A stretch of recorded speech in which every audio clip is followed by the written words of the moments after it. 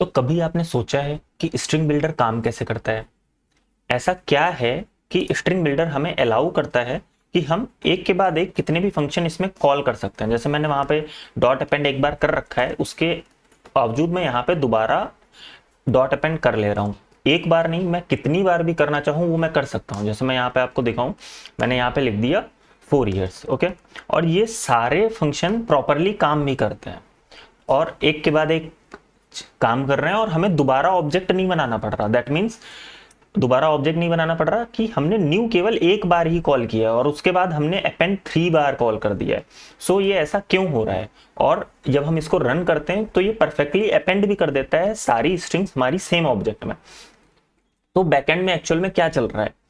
सो backend में जैसे आप यहाँ पे आउटपुट देखो तो ये परफेक्ट आउटपुट आया है, ठीक है। सो स्ट्रिंग बिल्डर बैकएंड में यूज करता है मेथड चैनिंग, ठीक। अब ये मेथड चैनिंग इंप्लीमेंट कैसे की जाती है, चलो वो मैं आपको दिखाता हूँ। हमारे पास एक यूजर क्लास है और मैंने यहाँ पे 3 वैल्यूज ले रखी हैं। अभी के लिए मैं इसकी जो एज है वो इंटीजर वैल्यू ले लेता हूँ, ठीक। अब हमें, आपने बहुत बार गेटर एंड सेटर्स बनाया होगा, लेकिन अगर हमें मेथड चैनिंग इंप्लीमेंट करनी है तो हम किस तरीके से गेटर एंड सेटर बनाते हैं वो मैं आपको दिखाता हूँ। तो सबसे पहले हमें यहाँ पे क्या करना है, मैं अभी आपको दिखाने के लिए केवल इसके सेटर्स बनाता हूँ, ठीक। आप इसके गेटर्स भी बना सकते हो। तो मैंने इसके सेटर्स बनाए और तीनों पैरामीटर्स के मैंने सेटर्स क्रिएट कर दिए, ओके। तो ये तो नॉर्मली ही काम करेंगे कि dot user dot set name, हम एक बार में एक ही फंक्शन कॉल कर पाएंगे। लेकिन अगर हमें मेथड चैनिंग करनी है तो हमें क्या करना पड़ेगा, जहां पे भी सेट नेम फंक्शन कॉल कर रहा है वहां से वॉइड ना रिटर्न करके हम यूजर ही रिटर्न कर देंगे, ठीक। और बाकी सब कुछ वैसे ही रहने देंगे और यहां से रिटर्न कर देंगे दिस।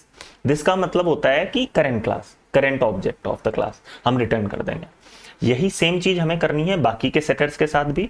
सब जगह से हमें यूजर रिटर्न कर देना है और this will return the current object of our current class. इसी तरीके से हमें ईमेल के साथ भी यही करना है और यहां से भी हमें रिटर्न दिस कर देना है, ठीक है। अब ये इतनी सिंपल सी चीज है और इसने क्या किया कि हमारे यूजर क्लास में इंप्लीमेंट कर दिए मेथड चैनिंग। अब मैं इसका आपको रियल डेमो रन करके दिखाता हूं। यहां पे हम गए, यूजर का ऑब्जेक्ट बनाया इक्वल्स टू न्यू यूजर, ठीक। अब हम यहां से कितनी भी बार इसके ऑब्जेक्ट्स कॉल कर सकते हैं।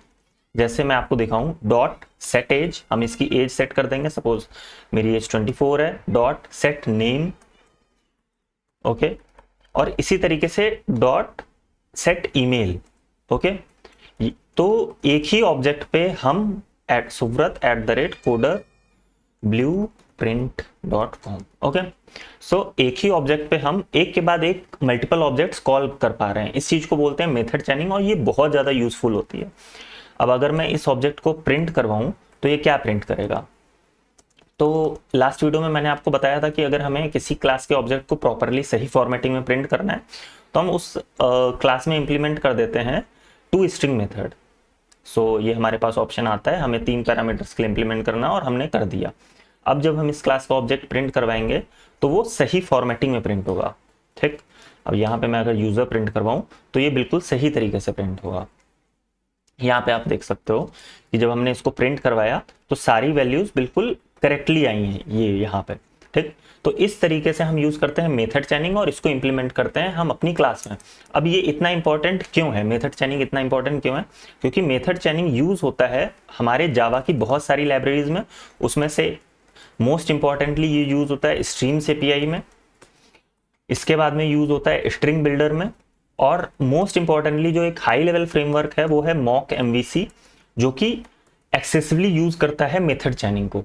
और यहां तक कि जो हमारा बिल्डर डिजाइन पैटर्न है वो भी मेथड चैनिंग का ही एक एक्सटेंडेड फॉर्म है, ठीक है। सो ये एक बहुत इंपॉर्टेंट टॉपिक है और अब हम मेथड चैनिंग का यूज करके नेक्स्ट वीडियो में देखेंगे कि हम बिल्डर डिजाइन पैटर्न कैसे इंप्लीमेंट करते हैं और इसके अलावा कैसे रेस्ट्रिक्ट करते हैं कि जब हमारा ऑब्जेक्ट क्रिएट हो तो फिक्स नंबर ऑफ पैरामीटर्स हमको चाहिए ही चाहिए। तो आप सब्सक्राइब कर लो जिससे आपसे आने वाले वीडियोस मिस नहीं होने चाहिए।